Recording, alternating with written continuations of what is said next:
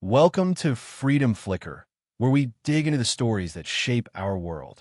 Today, we're tackling a fascinating and divisive topic, the rise in LGBT identification in the U.S., based on this striking chart from Gallup and Statista.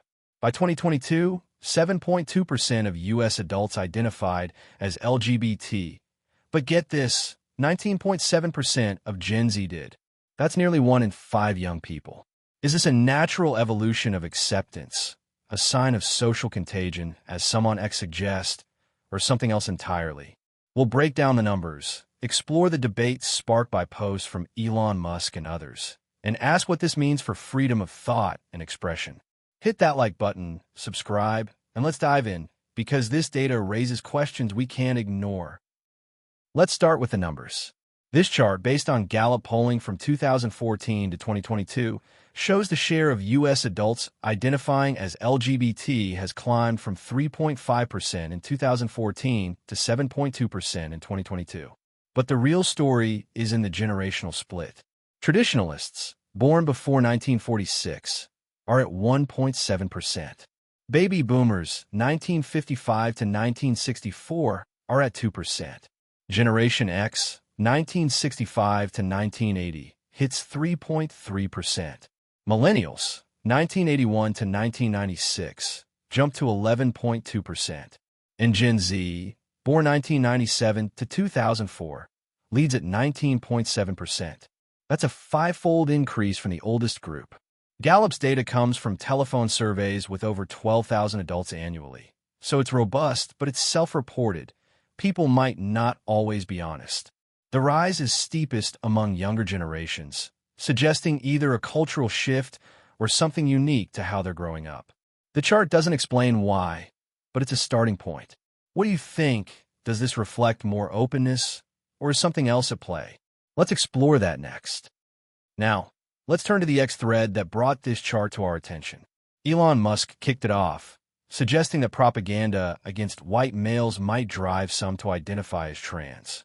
Then, at the rabbit hole, 84 replied, calling the 19.7% Gen Z figure not natural and linking it to social contagion, a theory that gender identity trends spread like a virus through peer pressure or media.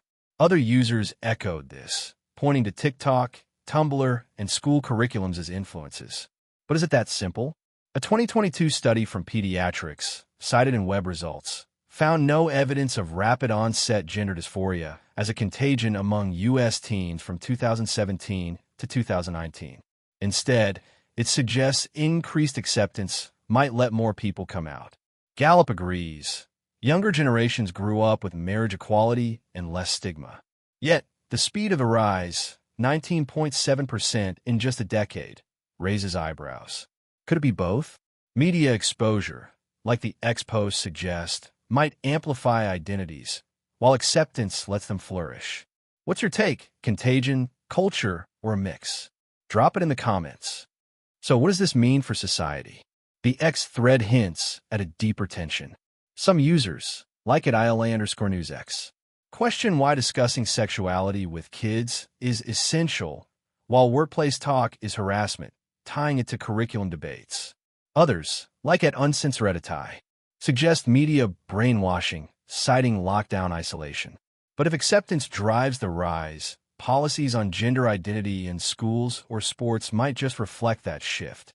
This also brushes against free speech. Musk and others in the thread see rising identification as linked to propaganda or censorship, ideas that got Graham Linehan arrested, as we discussed earlier. If the 19.7% figure sparks debate, should we silence dissent or protect open discussion? Data alone can't answer that. It's up to us. With Gen Z shaping the future, will this trend hold, or will pushback redefine it? Share your predictions below. That's our deep dive into the rising LGBT identification data. 7.2% overall, 19.7% Gen Z, and a debate that's just heating up. We've looked at the numbers, the contagion theory, and the bigger picture for freedom and culture. But the story's not over. It's in your hands. Do you see this as a sign of progress, a social trend, or something to question? Comment below, like, subscribe, and share this with someone who'd love to weigh in. Next time, we'll explore another data-driven mystery, maybe tied to Linehan's case or beyond.